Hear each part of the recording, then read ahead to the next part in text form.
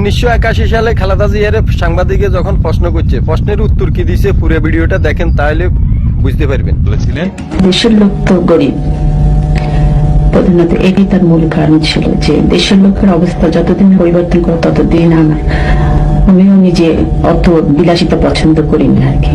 আমার ছেলেদেরও কোনো সময় কোনো রকম বেশি কাপড় চোপড় সে পছন্দ করতো না। আমরা সবসময় রেশনের চালই খাই, সবসময় মাইনা যাবে। তুমি সত্যি কথা বলতো না, মাইনা ছিল বোঝায় পে স্লিপ যা আসতো আর কি 2200 বোধহয়, উনি 10% আবার দিয়ে দিতেন। তো তার মধ্যে থেকে আমাকে সে 2000 টাকা দিত, ওর মধ্যেই আমার সংসার চালাতে হতো। আমার ছেলেদেরও কোনো সময় কোনো রকম বেশি কাপড় চোপড় সে পছন্দ করতো না।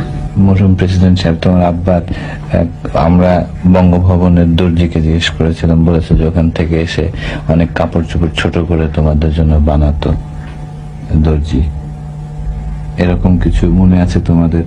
আমার এই শার্টটাই আব্বুর ছিল আগে, এটাই বানিয়ে দিয়েছে। জি। তোমার মনে আছে কোকো এরকম কোন?